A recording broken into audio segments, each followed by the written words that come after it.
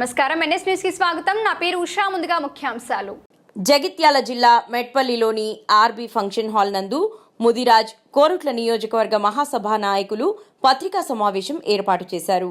ఈ సమావేశంలో ముదిరాజ్ రాష్ట్ర సెక్రటరీ తోకల రాజేశ్వర్ గారు మాట్లాడుతూ, మొన్న జెడ్పీ మీటింగ్ కరీంనగర్లో జరిగిన సమావేశంలో హుజూరాబాద్ ఎమ్మెల్యే పాడి కౌశిక్ రెడ్డి ముదిరాజ్ బిడ్డ చిగురు మామిడి జెడ్పీటీసీ గీకు రవీందర్పై అసభ్య పదజాలంతో తిట్టడాన్ని ముదిరాజ్ కోరుట్ల నియోజకవర్గం తరపున ఖండిస్తున్నట్లు తెలిపారు.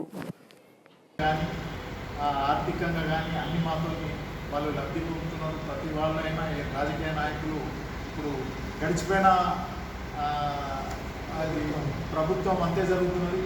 ఈ ప్రభుత్వం కూడా మా ముదిరాజు పట్ల మరి ఓ సౌతి తల్లిలాగానే చూస్తున్నారు ముదిరాజులని. మేము కాన్స్టిట్యున్సీలో దాదాపు అంటే ఒక 60,000 జనాభా ఉన్నది మా కోరుట్ల కాన్స్టిట్యున్సీలో. అంతా ఉండగా ఒక 10,000 ఓట్లు ఉంటాయి.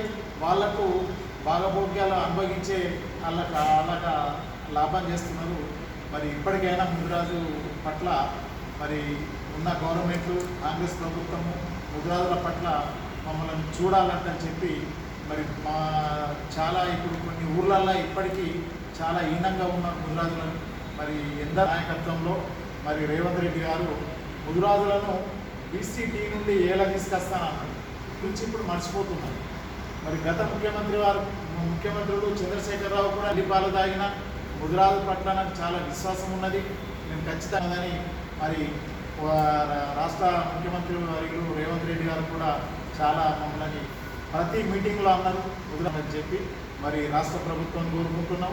అలాగే రాష్ట్ర మంత్రివర్యులను రాష్ట్ర ముఖ్య సమావేశంలో ముదిరాజు బిడ్డ అయిన చిగురు మామిడి జెడ్పీటీసీ గారు ముదిరాజు బిడ్డ గీకు రవీందర్ గారిని మరి పాడి కౌశిక్ రెడ్డి హుజూరాబాద్ ఎమ్మెల్యే గారు మరి అసభ్యంగా చాలా అసభ్యంగా బూత్ మాటలతో తిట్టి మరి చాలా అగౌరవపరిచిండు.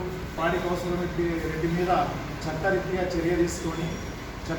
చర్య తీసుకొని ముదిరాజులకు వెంటనే క్షమాపణ చెప్పాలని మేము డిమాండ్ చేస్తున్నాము. ఈ పక్షంలో పాడి కౌశిక్ రెడ్డి కానీ రాష్ట్ర లెవెల్లో ఎక్కడ వచ్చినా కానీ కూడా మేము అతను తిరగనియకుండా ముదిరాజులు అడ్డుకుంటామని చెప్పి మేము స్పష్టం చేస్తున్నాం. జై జై ముదిరాజ్, జై ముదిరాజ్, జై జై ముదిరాజ్.